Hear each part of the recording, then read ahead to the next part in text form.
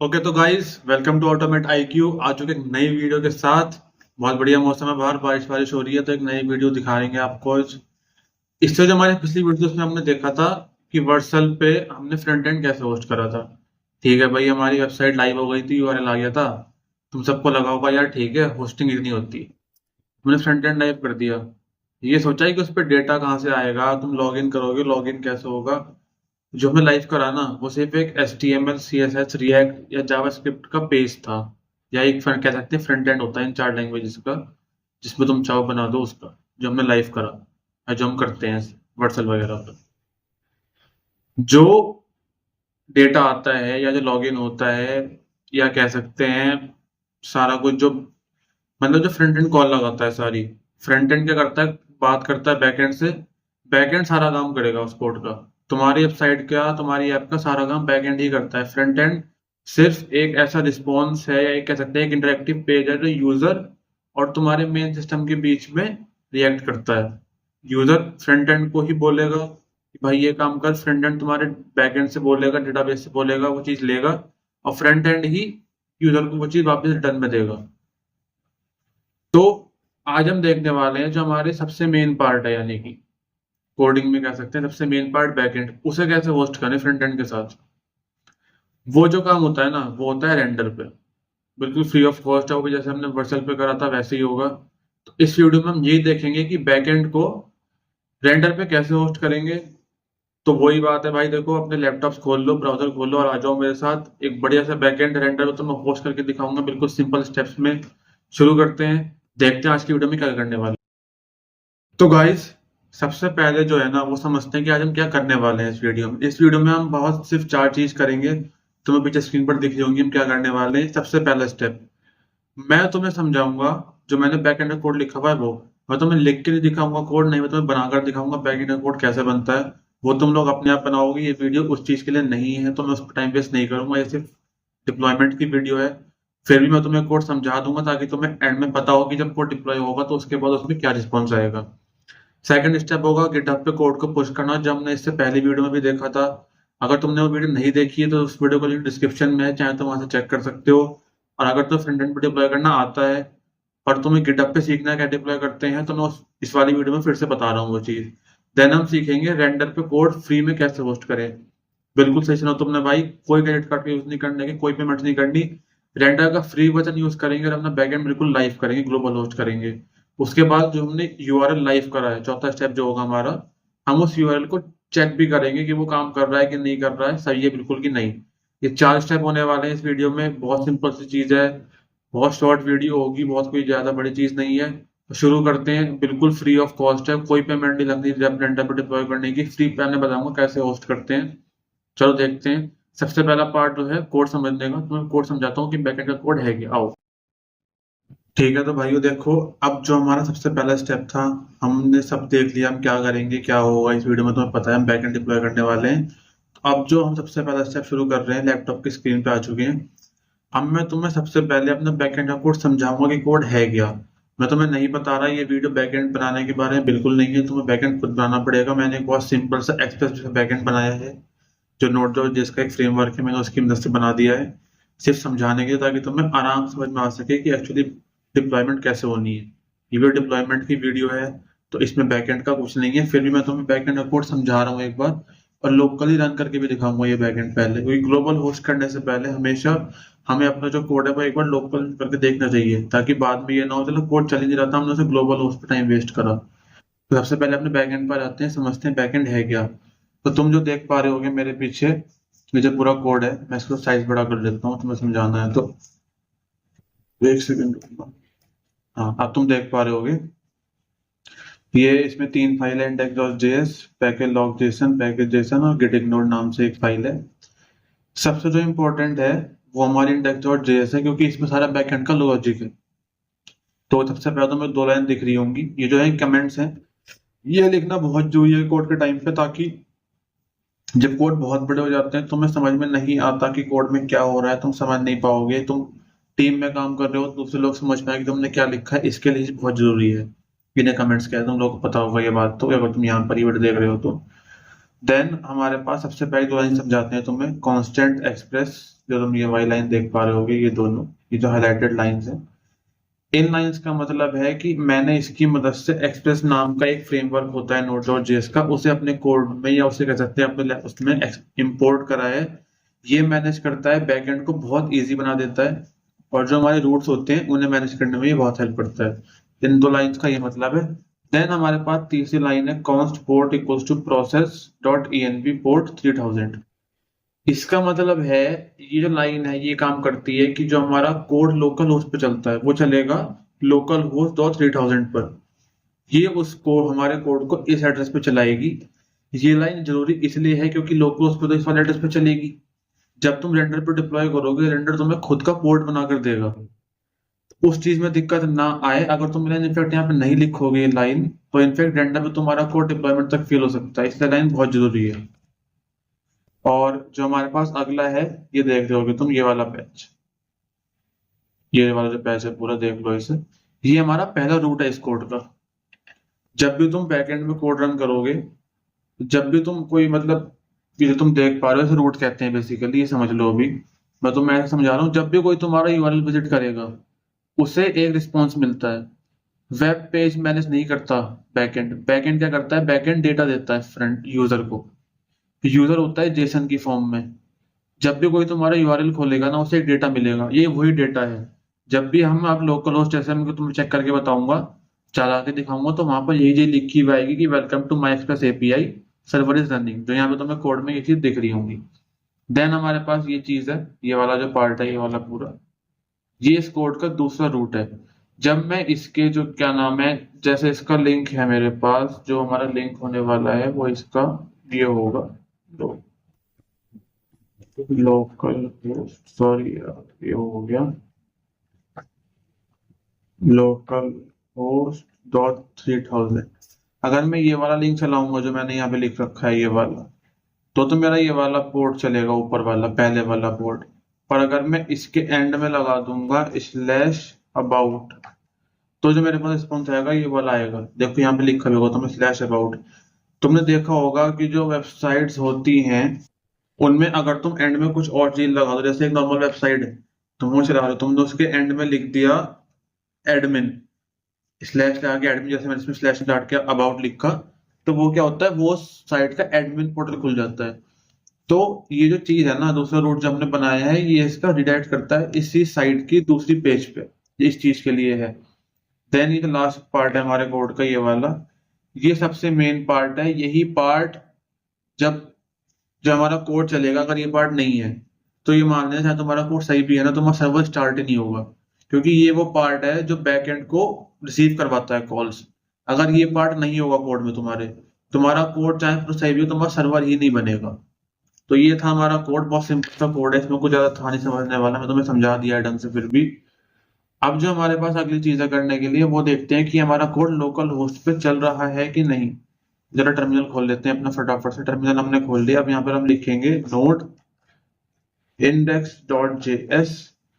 Then हम देख पा रहे होंगे server is running on port, यानी कि चल चुका है। अब तुम्हें मैं दिखाता हूँ चला के वहां पर https लोकल होस्ट। अब देखना, एक सेकेंड कुछ हल्की सी मिस्टेक हो गई।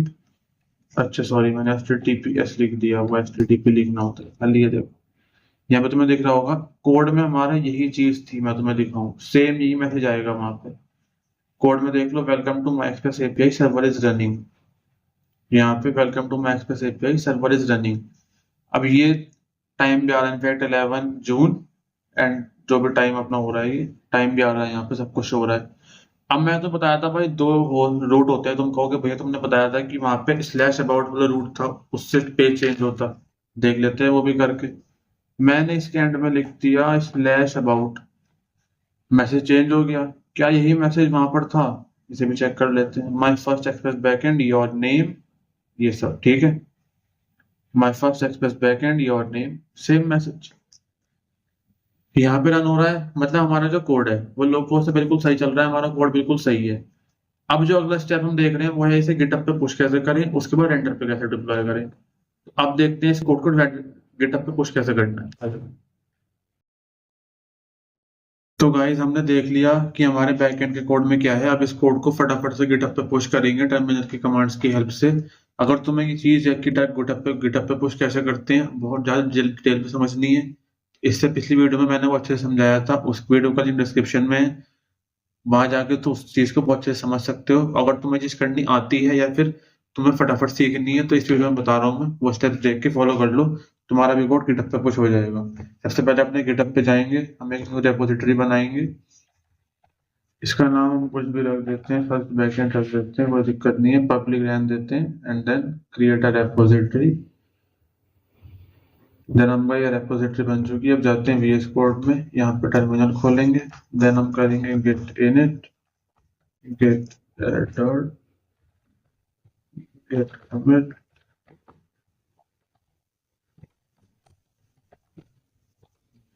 हम देन यहाँ पर जाएंगे, इन 3 लाइंस को कॉपी करेंगे और यहाँ पेस्ट कर देंगे। अब देखते हैं हमारा कोड enable to access।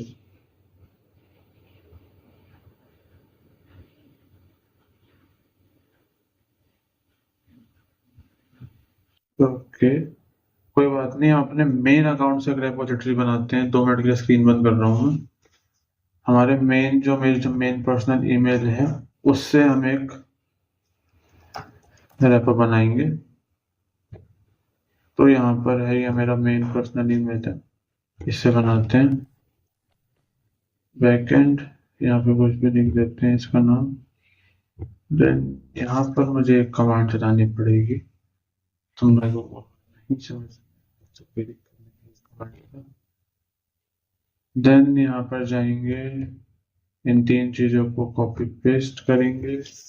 उससे पहले gate init get dot and then get comment slash first comment लिखते हैं एंड देन यहाँ पर इसे पुश करते हैं। देखो गाइस ये जो हमारा कोड है ये पूरा का पूरा भी इस रेपो में आ गया होगा, आई कैन गारंटी दिस। हाँ देख रहे हो तुम, पूरा कोड यहाँ पर आ चुका है। तुम देख रहे हो कि सिर्फ ये 3 फाइल्स आई हैं, कोई फालतू फाइल्स नहीं आती हैं, क्योंकि गिट इग्नोर का यही काम होता है। गिट इग्नोर क्या करता है, तुम्हारे जब कोड गिटहब पे पुश होता है उसे क्लीन कोड को पुश करवाता है, कोई एक्स्ट्रा फाइल्स ऐड नहीं होंगी, कुछ नहीं होगा, उसी ऑर्डर में पेस्ट होगा।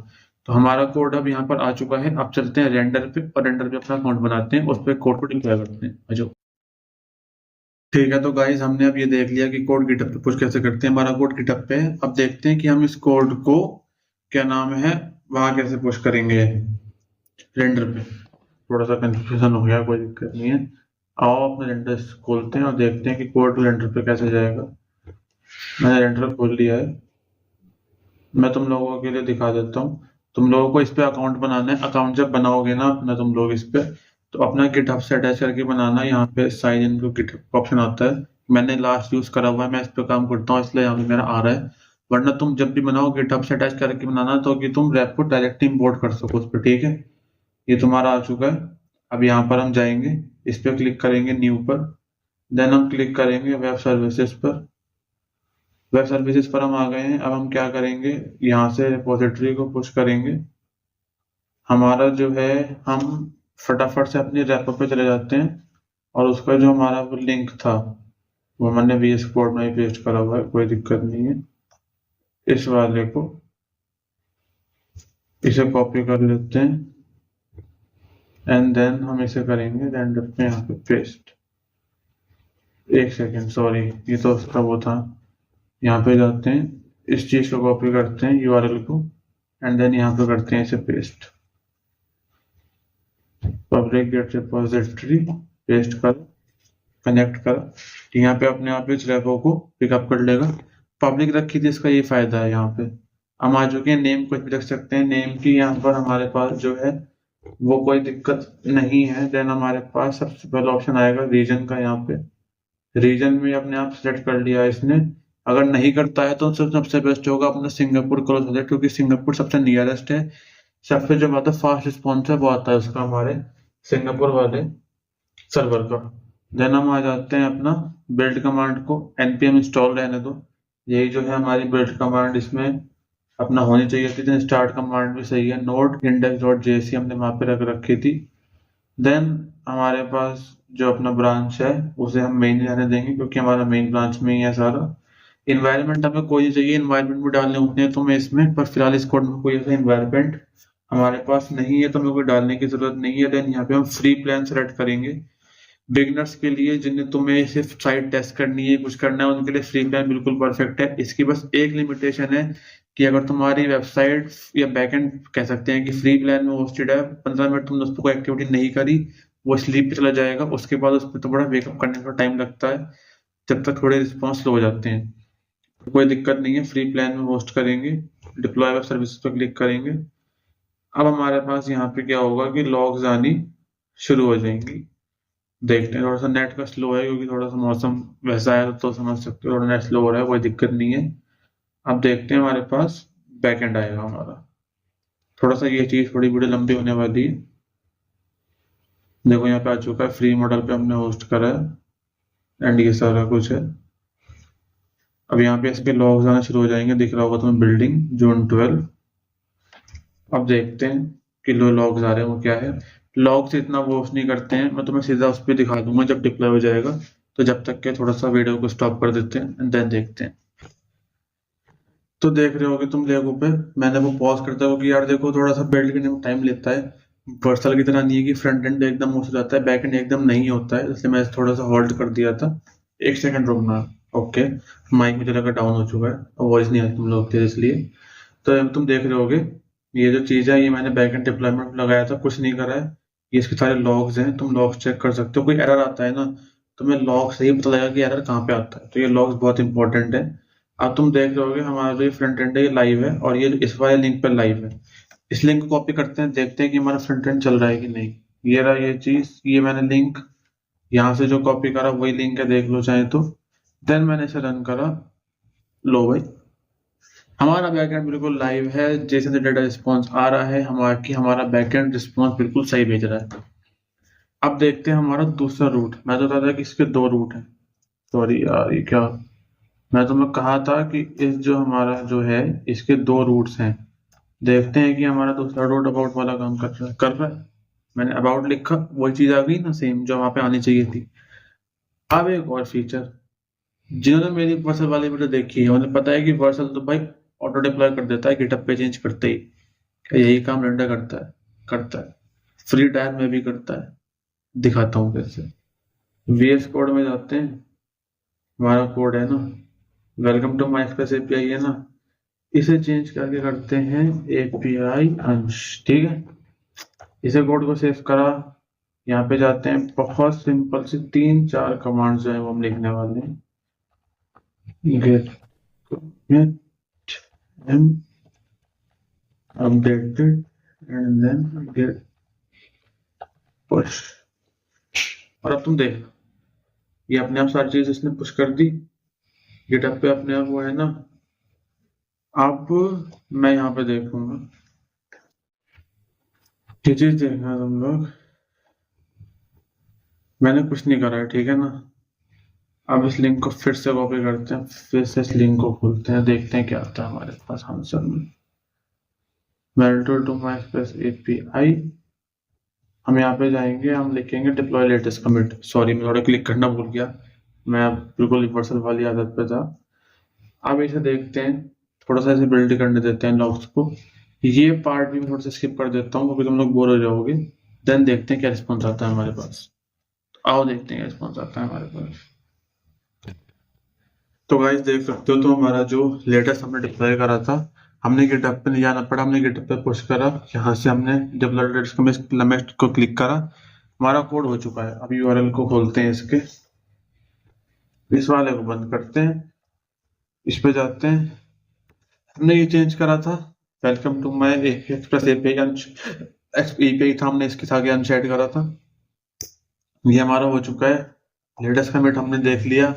अब देखते हैं इसमें कुछ कॉमन एरर्स एंड देन करते हैं इस वीडियो का एंड।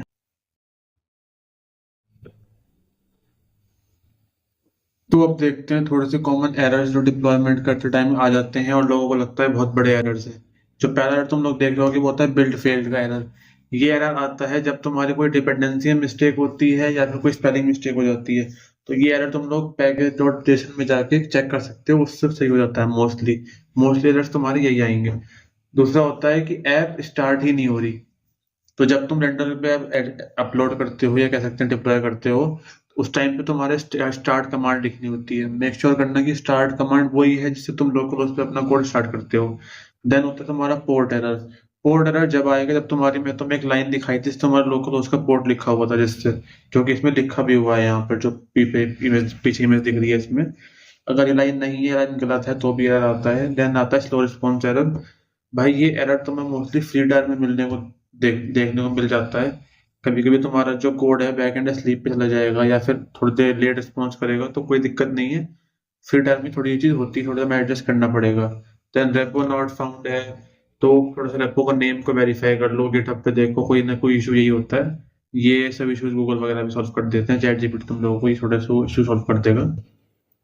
कोई ऐसा बहुत मेजर इशू इसमें आते नहीं है, मैं तुम्हें सब बता दिया है।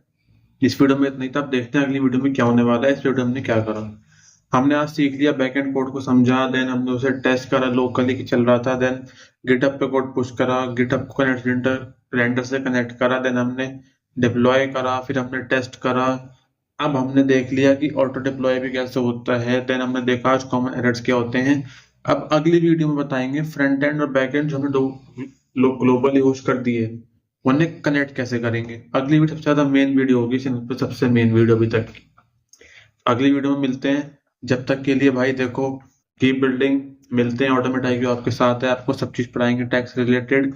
हमारी सीरीज भी चल रही है लीड कोड की, उसको भी सपोर्ट करना। इस वीडियो के कमेंट में अपना यूआरएल डालना बैक का, अगर तुमने मेरे साथ होस्ट करा था तो मैं पक्का सबको रिव्यू करूंगा। जब तक के लिए goodbye and keep building.